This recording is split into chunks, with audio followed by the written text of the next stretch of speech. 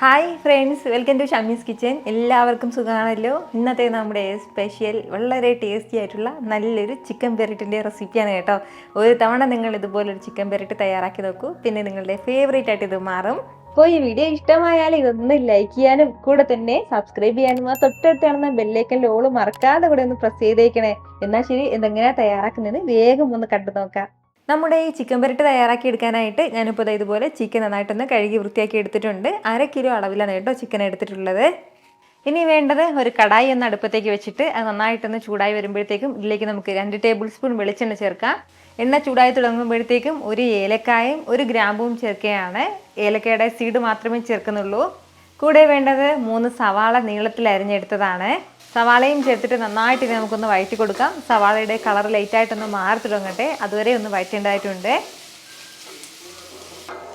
ഒരല്പസമയം ഒന്ന് വഴറ്റി കൊടുത്ത് നമ്മുടെ സവാളയുടെ കളറൊക്കെ നല്ലൊരു ഗോൾഡൻ കളറിലേക്ക് വന്നിട്ടുണ്ട്. ഇതുപോലെ നമ്മുടെ സവാളയുടെ കളറൊക്കെ നന്നായിട്ടൊന്ന് മാറി കിട്ടണം കേട്ടോ. സവാളയൊക്കെ നല്ല രീതിക്ക് ഇതുപോലെ ഒന്ന് വഴറ്റിയെടുത്ത് കഴിഞ്ഞാൽ പിന്നെ വേണ്ടത് ഒരു 1.5 ടേബിൾ സ്പൂൺ അളവിൽ ഇഞ്ചി വെളുത്തുള്ളി പേസ്റ്റാണ്. കൂടെ 2 തക്കാളി ചെറുതായിട്ടൊന്ന് അരിഞ്ഞെടുത്തതും കൂടി, മീഡിയം സൈസ് തക്കാളിയാണ്. ഇതിലേക്ക് ഇനി 1/2 ടീസ്പൂൺ അളവിൽ മഞ്ഞൾപ്പൊടിയും കൂടി ചേർത്തിട്ട് നല്ല രീതിക്കൊന്ന് വഴറ്റിയെടുക്കാം. നമ്മുടെ തക്കാളി എല്ലാം നന്നായിട്ടൊന്ന് വെന്തുടയണം, അതുവരെ ഒന്ന് വഴറ്റിയാൽ മതിയാവും. പെട്ടെന്ന് തന്നെ നമ്മുടെ തക്കാളി എല്ലാം ഒന്ന് വെന്തുടഞ്ഞ് കിട്ടിക്കോളും. ഒരല്പ നേരം ഒന്ന് വഴറ്റി കൊടുത്തപ്പോഴത്തേക്കും നമ്മുടെ തക്കാളി എല്ലാം നന്നായിട്ട് ഇതൊന്ന് വഴണ്ട് കിട്ടിയിട്ടുണ്ട്. അപ്പോൾ ഇതുപോലെ തക്കാളി എല്ലാം ഒന്ന് വെന്തുടഞ്ഞ് ചേർന്നിട്ടുണ്ട്. ഇത്രയും ആയിക്കഴിഞ്ഞാൽ ഇനി വേണ്ടത് നമ്മളെ കഴുകി മാറ്റി വെച്ചിരുന്ന ചിക്കനും കൂടിയാണ്. ഇനി ഇതിനോടൊപ്പം ഒരു പച്ചമുളക് ചേർക്കുകയാണ്, ഒരല്പം കറിവേപ്പിലയും കൂടി. ഇനി ഇത് നന്നായിട്ട് ഇനി ഒന്ന് മിക്സ് ചെയ്ത് യോജിപ്പിച്ചെടുക്കാം. ഏകദേശം ഒരു 1-2 മിനിറ്റോളം നമ്മൾ ഇതുപോലെ ഒന്ന് ഇളക്കി കൊടുക്കേണ്ടതായിട്ടുണ്ട്. ചിക്കനൊക്കെ ആദ്യം ഒന്ന് നന്നായിട്ട് ചൂടായി കിട്ടട്ടെ. ഞാനിപ്പോൾ ഇതിങ്ങനെ ഒന്ന് വഴറ്റി കൊടുക്കാൻ തുടങ്ങിയിട്ട് ഏകദേശം ഒരു 2 മിനിറ്റോളം ആയിട്ടുണ്ട്. അത്രയും സമയം കൊണ്ട് തന്നെ നമ്മുടെ ചിക്കനെല്ലാം നല്ലതുപോലെ ഒന്ന് ചൂടായി കിട്ടിയിട്ടുണ്ട്.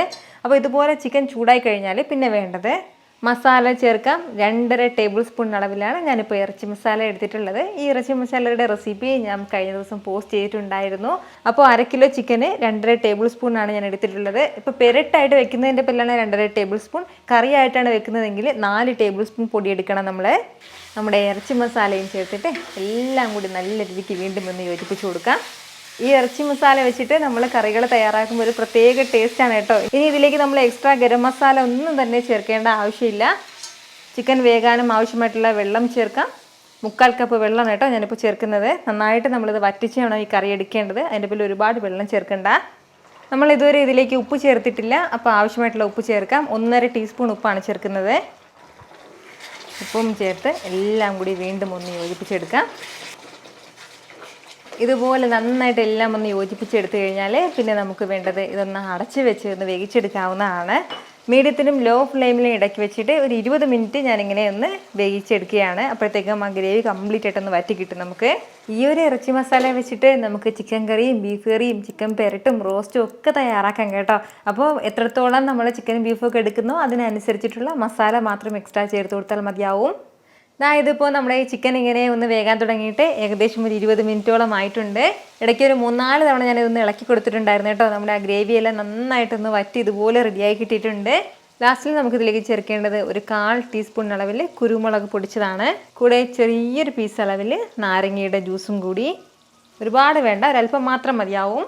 ഇനി ഒരല്പം കറിവേപ്പിലയും കൂടി ചേർത്ത് കഴിഞ്ഞാൽ നമ്മുടെ സൂപ്പർ ടേസ്റ്റി ആയിട്ടുള്ള ചിക്കൻ പെരട്ട് ഇവിടെ റെഡി ആയിട്ടുണ്ട് കേട്ടോ.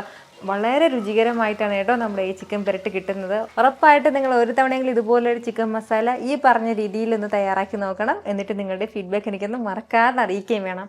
കാരണം നിങ്ങളുടെ ഫീഡ്ബാക്ക് കാണുമ്പോഴായിരിക്കും അത് മറ്റുള്ളവർക്കും തയ്യാറാക്കി നോക്കണം എന്നുള്ളൊരു പ്രചോദനം ഉണ്ടാവുന്നത്. എത്ര എളുപ്പത്തിലും രുചികരമായിട്ടാണല്ലേ നമ്മൾ തയ്യാറാക്കി എടുത്തിട്ടുള്ളത്. അപ്പൊ ഇത് ഇഷ്ടമായാൽ ഇതൊന്ന് ലൈക്ക് ചെയ്യാനും കൂടെ തന്നെ നിങ്ങളുടെ ഫ്രണ്ട്സിനും ഫാമിലിക്കും എല്ലാവർക്കും ഇതൊന്ന് ഷെയർ കൂടി ചെയ്ത് കൊടുത്തേക്കണം. ഇതുപോലുള്ള റെസിപ്പിക്ക് വേണ്ടിയിട്ട് നമ്മുടെ ഷമീസ് കിച്ചൻ ചാനൽ ഫോളോ ചെയ്യാനും സബ്സ്ക്രൈബ് ചെയ്യാനൊന്നും ആരും മറക്കരുത്. വീണ്ടും നല്ലൊരു ഷാറ് വീഡിയോ ആയിട്ട് നാളെ കാണാം. അതുവരേക്കും എല്ലാവരും ഹാപ്പി ആയിട്ടിരിക്കുക, സന്തോഷമായിട്ടിരിക്കുക, എല്ലാവരും സേഫ് ആയിട്ടിരിക്കണം. Take care friends. ടാറ്റാ.